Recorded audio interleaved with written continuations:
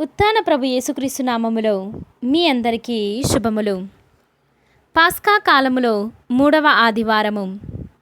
మొదటి పట్టణము అపోస్తుల కార్యములు 5వ అధ్యాయము 27వ వచనము నుండి 32వ వచనం వరకు మరియు 40వ వచనము నుండి 41వ వచనం వరకు. వారు అపోస్తులను లోనికి తీసుకొని వచ్చి విచారణ సభ ఎదుట నిలబెట్టిరి. తరువాత ప్రధాన యాజకుడు, మీరు యేసు పేరిట బోధింపరాదని మేము ఖండితముగా ఆజ్ఞాపించితిమి. అయినను మీరు యెరూషలేమునందంతటా మీ బోధనలను వ్యాపింపచేసితిరి. యేసు రక్తపాతమునకు మమ్ము బాధ్యులను చేయుటలో మీ ఉద్దేశమేమిటి అని వారితో పలికెను. అందుకు పేతురు తదితర అపోస్తులు వారితో, మేము మనుష్యులకు కాక దేవునికి విధేయులము కావలెను. మీరు యేసును మ్రానుపై వ్రేలాడదీసి చంపితిరి. ఆయనను మన పితరుల దేవుడు ఆయనను మృతుల నుండి లేపెను.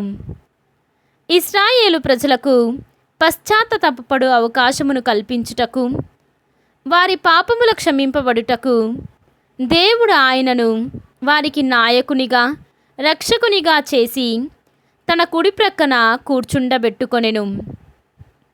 దేవుడు తన పట్ల విధేయత చూపువారికి అనుగ్రహించిన పవిత్రాత్మయును మేమును ఈ జరిగిన సంఘటనలకు సాక్షులము అని బదులు పలికిరి. ఇది ప్రభువాక్కు. సర్వేశ్వరునికి వందనములు. రెండవ పట్టణము దర్శన గ్రంథము 5వ అధ్యాయము 11వ వచనము నుండి 14వ వచనం వరకు. ఒక అమూల్య రత్నము వలె, సూర్యకాంతమణి వలె, స్ఫటికము వలె స్వచ్ఛముగా ఆ నగరము ప్రకాశించెను. ఆ నగరము చుట్టూ ఒక మహోన్నతమగు గోడ ఉండెను.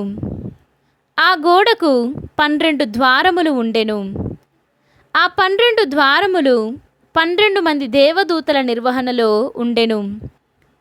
ఆ 12 ద్వారములపై ఇశ్రాయేలు ప్రజల 12 గోత్రముల పేర్లు వ్రాయబడి ఉండెను. తూర్పున 3, దక్షిణమున 3, ఉత్తరమున 3, పశ్చిమమున 3 ద్వారములుండెను.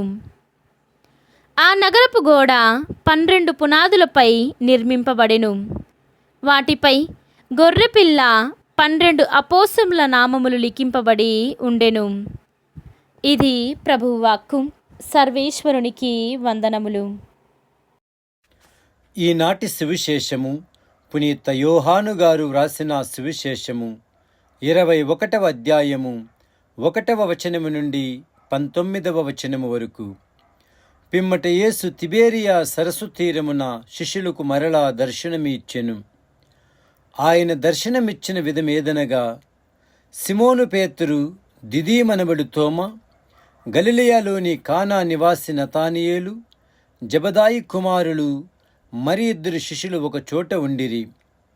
సిమోను పేతురు వారితో, నేను చేపలు పట్టపోవచ్చున్నాను అని పలుక, వారు, మేము నీ వెంట వచ్చెదము అనిరి. వారికి ఏమీయూ దొరకలేదు. ప్రాతకాలమున యేసు సరస్సు తీరమున నిలుచుండి ఉండెను. కాని శిష్యులు ఆయనను గుర్తింపలేకపోయిరి. యేసు వారిని, బిడ్డలారా, మీ యొద్ద తినుటకేమైనా చేపలు ఉన్నవా అని అడుగగా, లేదు అని వారు బదులు పలికిరి. అప్పుడు ఆయన వారితో, పడవకు కుడివైపున వలవేయుడు, చేపలు దొరుకును అని చెప్పెను. వారు అట్లే వల వేసిరి. చేపలు ఎక్కువగా పడుటచే వారు వలను లాగలేకపోయిరి. అప్పుడు యేసు ప్రేమించిన శిష్యుడు పేతురుతో, ఆయన ప్రభువే అనెను. ఆయన ప్రభువు అని వినినంతనే వస్త్రహీనుడై ఉన్న సిమోను పై వస్త్రము చుట్టుకొని సముద్రములో దూకెను. తక్కిన శిష్యులు చేపలతో నిండిన వలలను లాగుచూ పడవలో ఒడ్డుకు చేరిరి.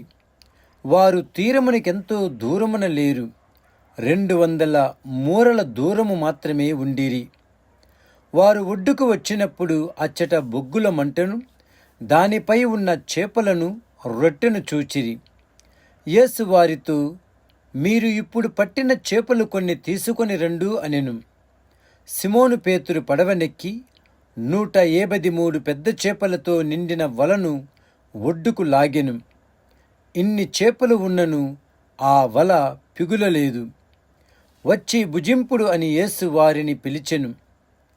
ఆయన ప్రభు అని వారు ఎరుగుదురు కనుక శిష్యులలో ఎవడును నీవెవడవు అని ఆయనను అడుగా సాహసింపలేదు.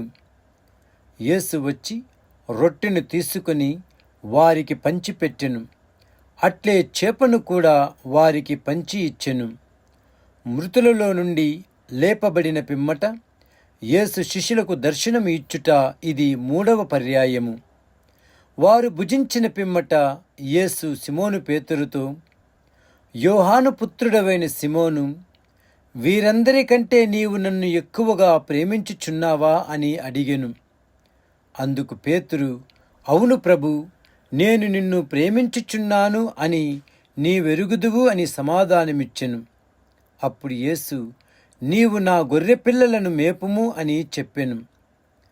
యోహాను పుత్రుడవైన సిమోను, నీవు నన్ను ప్రేమించుచున్నావా అని యేసు 2వ పర్యాయము అతనిని అడిగెను.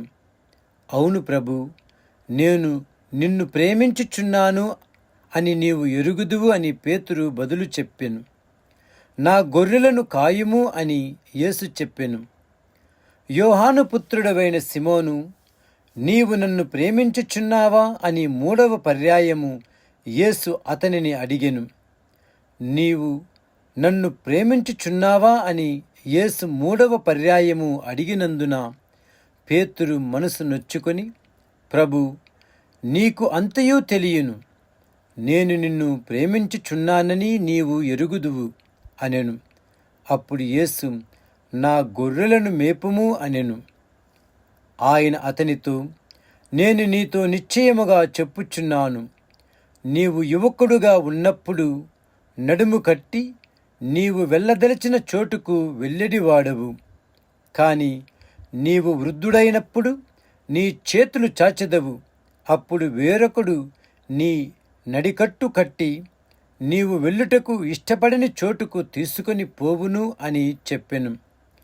పేతురు ఎట్టి మరణముతో దేవుని మహిమపరపనున్నాడు సూచించుటకు ఆయన ఇట్లు పలికి, నన్ను వెంబడించమని అతనితో అనెను.